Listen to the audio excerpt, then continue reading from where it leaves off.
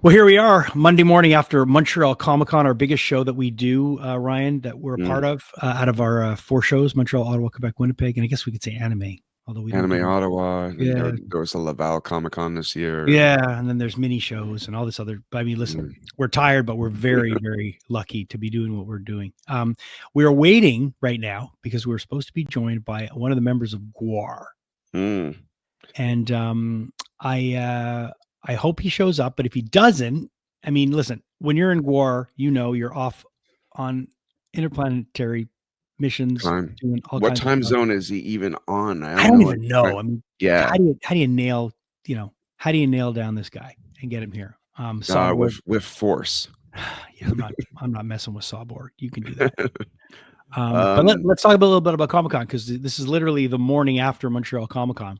yeah, we never really did this before because usually we're being wheeled into an ambulance or something. So I got up, man. I got to tell you, I got up this morning and I Mm. still went to Orange Theory. Okay, Rocky, you're a better man than I. I opened my eyes with crowbars about 9:30, Yeah. and I saw I missed a FaceTime with you, and all of a sudden, sick of you, like started playing in my head. Not that I'm sick of you, but Yeah. just the gore memory Yeah. of, oh yeah, Monday is game day. So that's what I did this morning. But my good friend Sean Beckett is a Mm. house guest, and he's in the best room in the house because he's got the house blaring with AC, and the rest of Mm. the house is Sweltering hot. feels like the botanical gardens sometimes. Well, Yeah, Sean, we should let people know Sean's Sean's part of our team, our Comic Con team, yeah, our extended team that's there during the shows, and he's an integral part of us getting all those great interviews because Sean and Taja are the ones that mhm, run the panel rooms, the ones where we have most of our guests, and yeah, they're the ones that will go up to the guests beforehand yeah, or on their way in and go, "Hey, would you guys mind talking to the folks from our show?" And dude, they killed it this year. Like yeah, we had so many yeses compared to not. I mean, we're usually pretty grateful, but there's always a couple that just they're too busy or they just don't want to do it. And we were lucky this year. We got so much great content, yeah. so much great content. As soon as Taja joined, it was almost overwhelmingly, and Sean, when like they started to do their thing, Mhm. it was almost kind of jarring because so many people would say no back in the Yeah, day, yeah. just because of timing or whatever. But you know, they're very calm and cool, and I Mhm. think that has a lot to do with it. But shout out to Taja for getting us the three hobbits, because I even have a video where we lift her up in celebration, almost like she won the big game. Why don't we play that right now? Sure. So if you're watching our socials and you wonder, how do we get all these great interviews at Montreal Comic Con and Ottawa and all the other ones? It's our secret weapon! Taja! Taja is our secret Mm, weapon. yeah. And nothing against Sean, because Sean's amazing too. Like Yeah. they're both great, but there's something about Taja that you just can't say no to her. No. Um, I think she has people wrapped around her finger, and I think a lot of it has to do with the fact that she comes from MMA royalty. I mean, her dad was Rashad Evans, is Rashad Evans, and he's been Yeah. on our podcast before. And I don't Yeah. know, man, he's got something that's magnetic, and so does she. So Yeah. pretty cool stuff. So Jason, you got to interview, it's your bread and butter to be on stage and interview people. But I think like the golden goose of Comic-Con this year was definitely like Ian McDermott, Yeah. who played the Emperor Palpatine. I didn't see a lick of that panel. I saw a little bit of it. I saw him come out and he was like Mhm. super funny, but then had to Batman off and run away and do something. Yeah. But how did it go? It was good. It was really, really good. He was so nice. The Mm, room, that room that we had, the main events room that we had for the Hobbits event on Saturday, we had to make, Cliff explained it when he came on stage with the Hobbits and with Circus. He said, like, we had to find a way to make this room bigger than it's ever been to accommodate the demand. And they did. And I mean, it was the Enormodome, and that room, 3,200 something, I think. Yeah. massive, massive room. So I expected, and I think I only hosted, can't remember. I think I only hosted one panel there over the weekend. I think Okay. so. Mm, In that room. I think mhm, so. And it was Ian McDermott. So mm, when I went into that room, um, originally we were there on Thursday filming some stuff to let people know how to get there. When I went into that room on Saturday with McDermott, or right before, I was like, okay, this is gonna be like half full. There's no way. I mean, Mm. the room is massive. Half full is still very It's full. still 1,500 people. You know what I'm Yeah, yeah, saying? It's like, yeah. but I'm not kidding, man. It Mm, was freaking jammed. Like it was full. It was full, full, full, mhm, full. I don't think it was full like Hobbit full, but it was like it was full, man. It was there. yeah, There was like it was jammed. So when I looked out, I was like, "Oh man, this is crazy." But it yeah, makes sense because our panels, I find more and more because we promote them so much now, they really are starting to do really well. And there was not one room that I was in that I hosted a panel in that was dead. None of them. yeah, They were all very very healthy. So McDermott's panel was great. He was wonderful. He was really patient with all the questions he got. And he was awesome and he lived up to it. And, people were asking him, can you say execute order 60? One guy goes, I have two questions. He goes, one, can you say execute order 66? And he goes, next question. He'll go, what's your second question? And then he said second question, and then another guy says, can you say do it? And I had another two-part question and asked another question, and he said, maybe at the end of these proceedings, you might hear me say it. And at the end, he gets up and he goes, I just want to say one thing. He goes, do it. And he walks off. It was great. That's a pretty cool. He's a pretty cool older gentleman. He really Um, is. I got yeah. this year was all about the seniors, dude. Mm. Okay. Oh, Shatner Oh, is Shatner's is Shatner. Okay. he's I have so funny. I Oh have my my god. I have my because I got to catch a lot of that panel. Yeah. And my mom came with her friends and my stepdad, and they really wanted to see that panel. So they came in and they sat down and watched it. Shatner is a freak of nature, man. I spoke to him very briefly before, Mhm. and he is so sharp.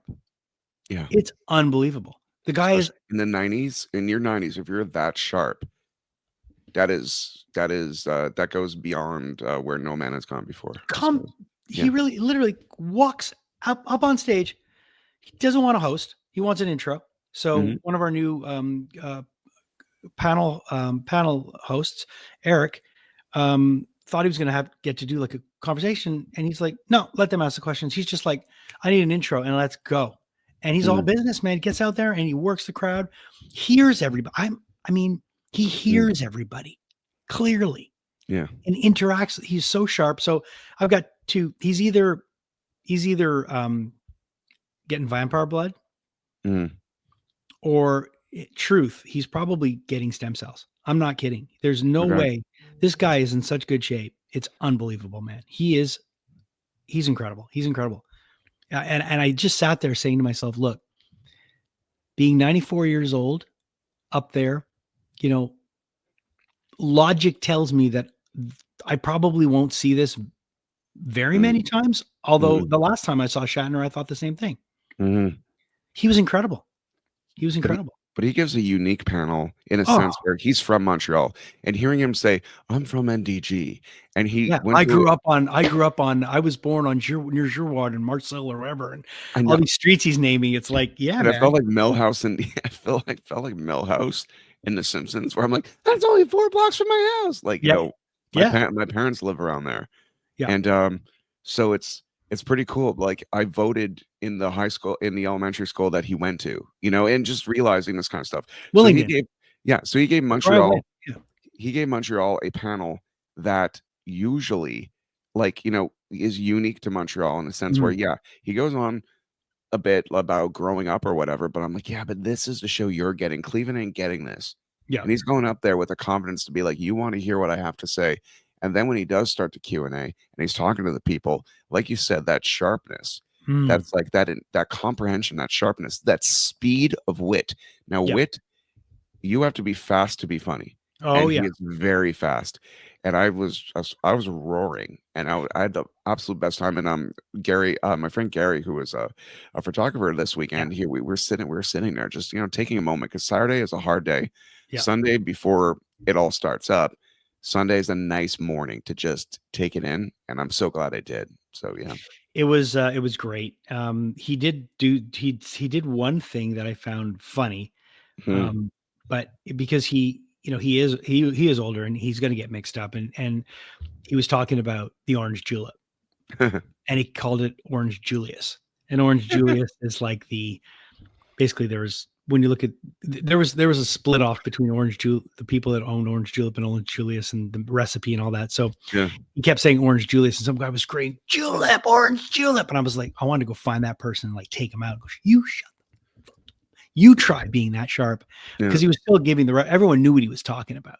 But But he might be referring to the information from the 60s when it was just Orange Julius or something. no, it was always Orange Julep. He Okay, cool. was just mixed Yeah. up, and Sure. and it's normal. You know what I mean? Like, it happens. Like, it was just an honest mistake. But there was someone out there that just wanted to like have their themselves heard, and it's like, don't freaking correct Shatner when he's on stage. Shut No, the fuck up. don't interrupt the flow. No, So speaking of but he was flow, great. He was great. yeah, speaking of flows, I didn't get to see his panel, but I did get to meet the gentleman. I got to meet Peter Weller, who plays. Yeah, how was that?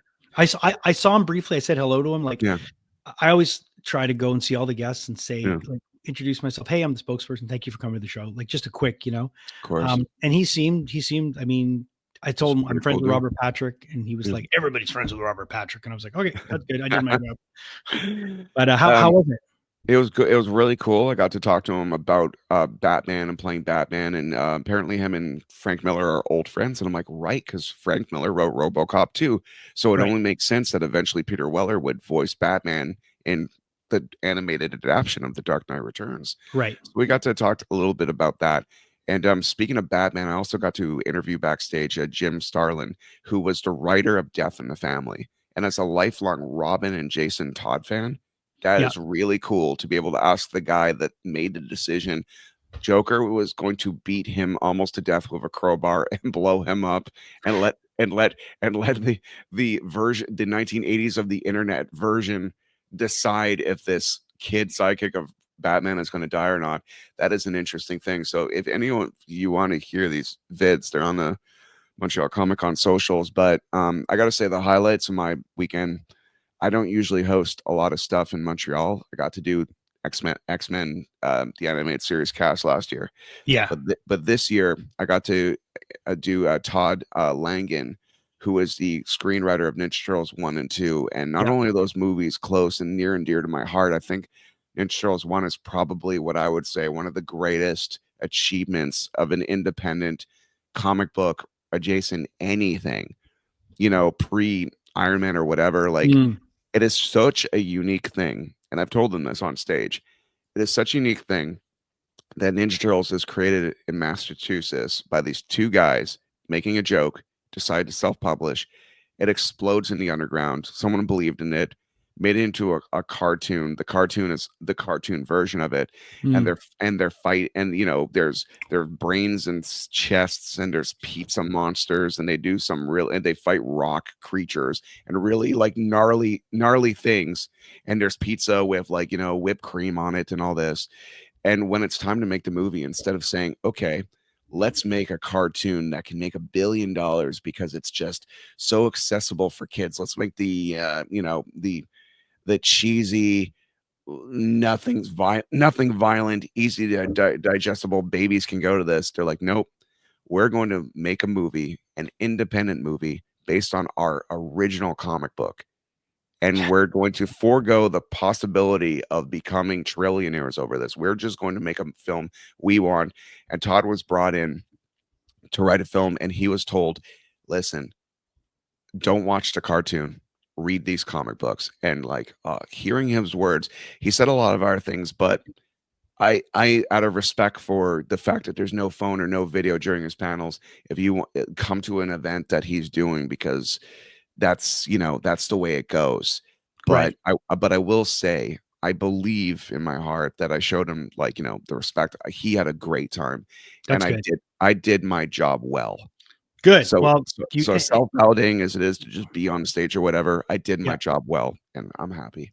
That's it, man. You've got to, I think you get it too. I mean, when you're up there hosting a panel, it's got to be about the guest. Yeah. You're just there to get stuff out of the guest. And that's, at least that's my opinion. It's not, you can't make it about yourself. No. Obviously you can have connective tissue that makes them realize what you're talking about. But at one point, I think people have to say like, hey, if I'm up there, it's not about me. It's not about my jokes. It's not about me getting something out that's funny that people laugh. It's about No. having a genuine conversation with these people and and warming them up to get them ready to be asked a bunch of questions. Exactly. Like, yeah, getting them in a fun mood. Yeah. Like the other panel I got to do is John Kassir, the Crypt Keeper, Such and a good dude. you and I were he's the best dude ever. Love him. You and I are hardcore. We love Jason and I love the film Demon Knight, and someday I think in our podcast we're just going to make like a commentary track just Yeah. because we're fans. I'd Screw love it. to watch that movie and just comment. And Yeah, I'd love to slowly start to get everybody that was in that movie. Like, well, obviously yeah. maybe someone would be able to, but Billy Zane would be great to have. I'd I would, love I to. would, I would love Ernest Dickinson, who was the director of it, because he's Mm, directed a bunch of really cool Spike Lee stuff, and he was like on yeah. Spike Lee movies, like behind the scenes as Yeah. a cinematographer and a bunch. He would have stories galore. Oh yeah. Yeah, but John was great, and John was like so well. Thank you for watching. Thank you for watching that. I know it wasn't for me, it's for him. But it's interesting that John is so sharp, so animated, and remembers like he won Star Search. His history is fascinating. He didn't Yeah. just show up and be a Crypt Keeper voice. No, So no, for sure. yeah. You know, what'd be cool to get is William Sadler. Mm, I would love to have him. I mean, the movies. This year is the mm. 30th anniversary of that movie, Which one? Demon Knight. William. Oh yeah. Oh William yeah. Sadler, the guy that shows up, the weird Yeah. dude who shows up out of nowhere. Like, You know what's funny? William Sadler is like a utility player of great actors that mm, people don't talk about enough. He no, is so no, damn good, transformative. Every role he's in, he makes better, but he yeah. never makes it about himself. He's like a utility character actor, amazing actor. Anyway, yeah. Yeah, it would be great to. I don't know. I'm just looking through the cast now and you see of everybody who's there, like cast wise. Well, I don't think Jada Um, Pinkett Smith would do the show. no, no, No, but I don't think so. But CCH Pounder's still alive. She's still alive. No, yeah, she's no. But I'm being honest. Like, yeah, yeah, yeah. you have to think of these things, right? But Oh, oh my did god, oh yeah. you got to meet Famke Jassen Famke yesterday. Jensen. Yeah, yeah. I got to Jensen, do her yeah. panel. That was great. She was so cool. She was Oh so man, cool. you met Jean Grey, dude. That's so awesome. I know, and I showed her my tattoo, and she was off. She was awesome. I Yeah. obviously, the highlight of my weekend, and you knew this going in. My son was making fun of me because he said I had a man crush, but my highlight of the weekend was getting to meet Mike Coulter from Yeah. Luke Cage because I absolutely love Mike Coulter, and I really like Theo Rossi too. Like Yeah. Theo Rossi played Juice in Sons of Anarchy. He's been in so many things, and had the two of them together. They were great. They were Yeah. so awesome, and it was Nathan's my son's 21st birthday yesterday. Yeah. So it was really nice. We got to both have a little moment with Mike Coulter, talk to him. Theo Rossi too. We got to talk to him, and then Mike Coulter, Mike Coulter, and Nathan all took a selfie together. And because Nathan, he was saying to me like, I didn't realize this, but when he was talking to Mike Coulter, he goes, my dad and I watched your show together, and we bonded over that show. And Nathan was like Oh, 11. It was 10 years ago, yeah. And he said, he goes, yeah, I remember. It was like the first like mature themed show that I remember watching, and it was like violent, all this, and it was just a really cool moment. And I got to tell you, man, we all know Luke Cage is coming back. I mean, Yeah. it's so obvious, but He never confirmed it for legal reasons. Never no, said, but "I'm no, coming back." but he's coming back. Yeah. And dude, he looks the same. They Well, both do. Cage too. the expression is "black don't crack," and Yeah. I suppose that makes sense because I didn't realize Luke Cage is like 10 years ago, you know? I didn't realize. I'm like, "Oh, yeah, it seems like the Marvel shows were yesterday They are the on best. Netflix." They Yeah. are the best thing cohesively that Marvel has done. I That love you Jessica Jones too, the so whole that whole yeah. universe is the best thing that they've created. It's hands down. And it was cool. It kind of felt good to be able to say in the panel, like everyone was like talking about how good it was and this, that. And I was Mm. like, and at the end of one of the things that Theo Rossi said, I just looked at the crowd and I said, thanks, Disney Plus, because Disney Plus was the reason why they stopped the shows Yeah. because Netflix kind of lost the license. They were all Mhm. coming over to, anyways, regardless, they're all coming back one at a time. Yeah. He's going to show up, and definitely Luke Cage's going to show up in Born Again season 2. I'm sure of it. And he even alluded, he said, it was really good. He goes, because we were asking about projects that were coming up. And I didn't know this about Theo Rossi, but he's got a production company. He's got a bunch of films that he's working on. He Mhm. said he's got some movies that are going to premiere at TIFF.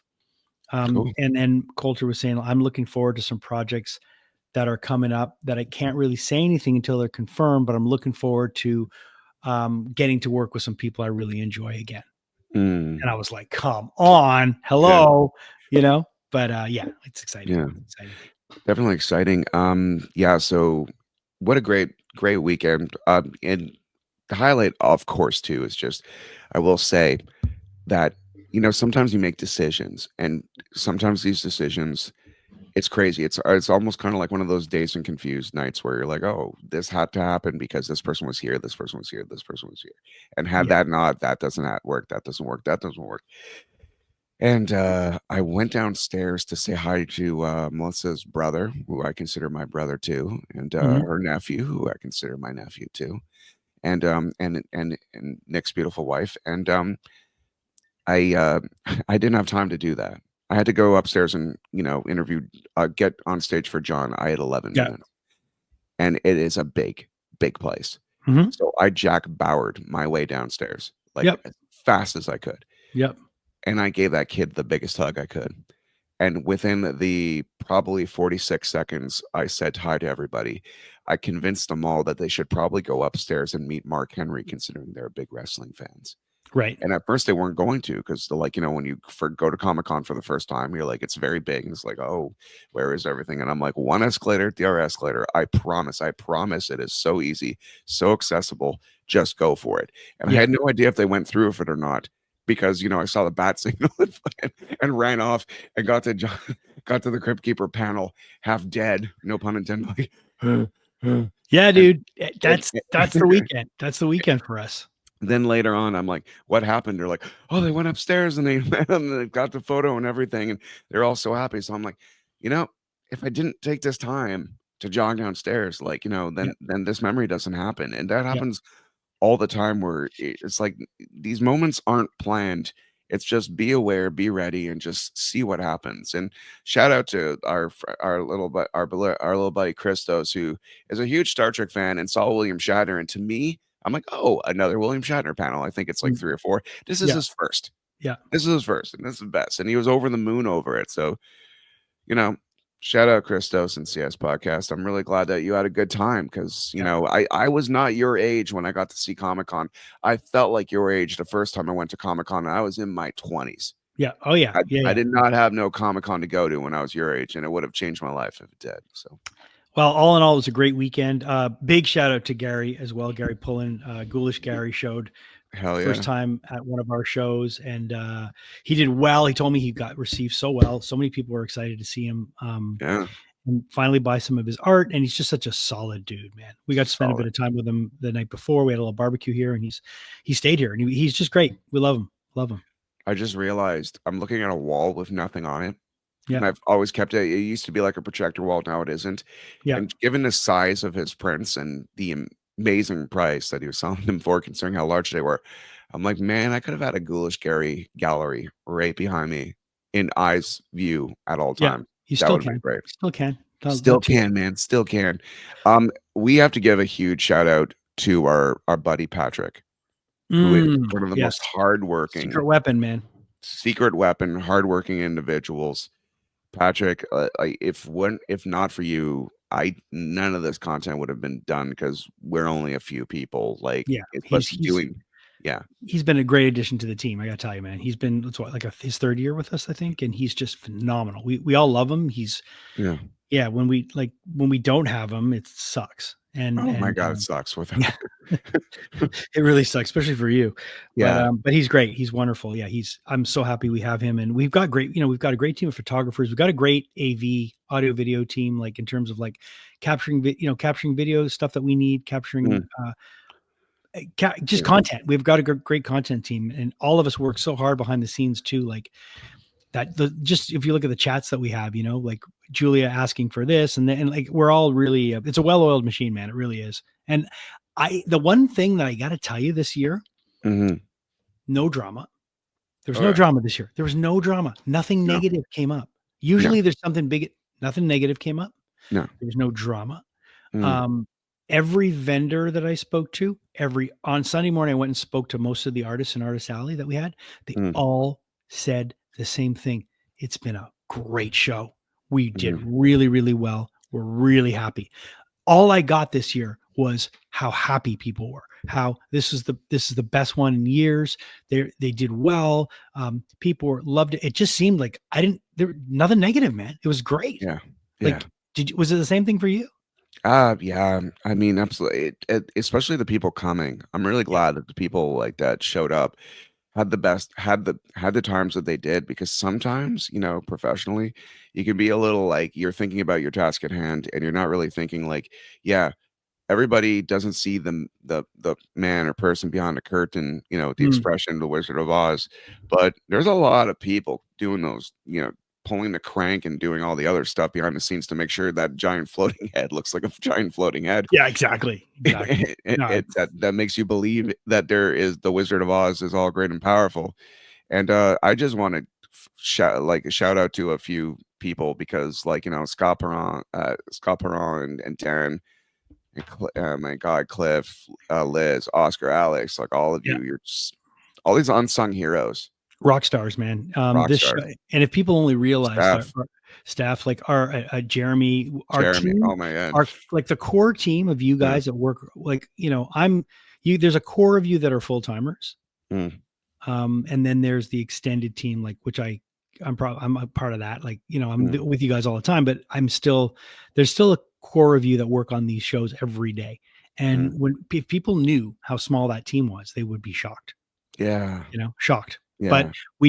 we have an incredible core team. We have an incredible team that builds out when the events happen that have been there for years too.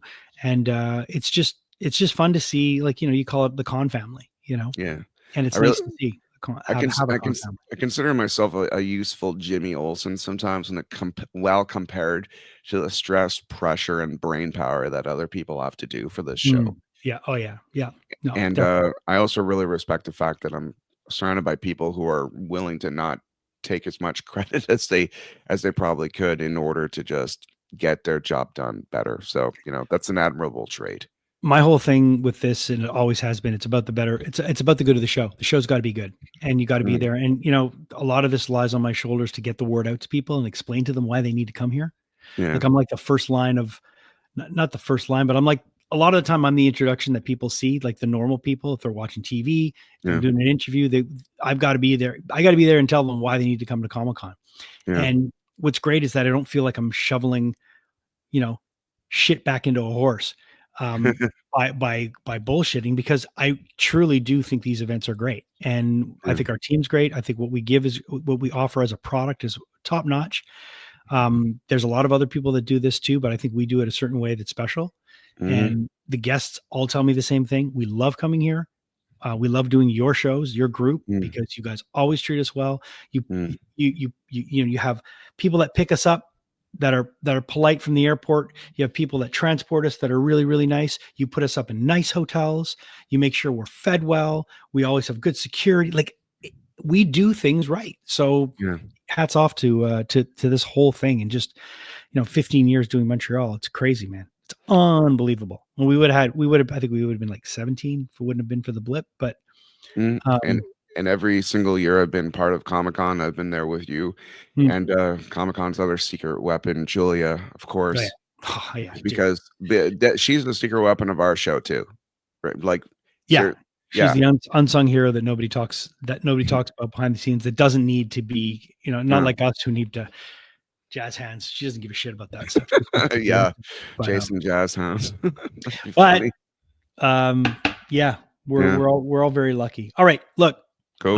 Sawborg ain't showing up, so we're gonna reschedule him. But I'm glad we got to talk about Montreal Comic Con, so we can just throw this up as a Montreal Comic Con recap.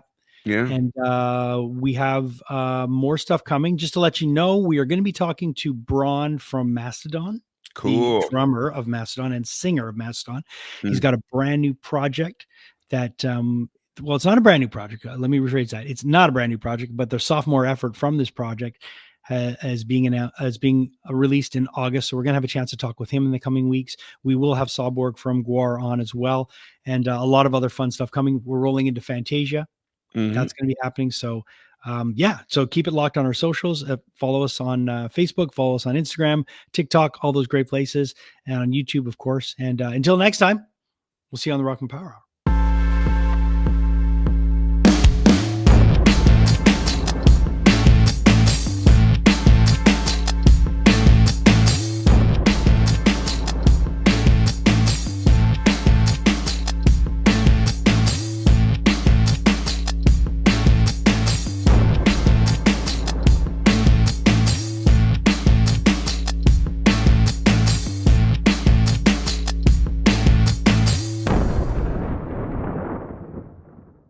Hey, thanks so much for watching the podcast. We really appreciate your support. And if you're enjoying the podcast, click this link right over here to watch the next episode, and click right over here and subscribe. And that way you won't miss anything.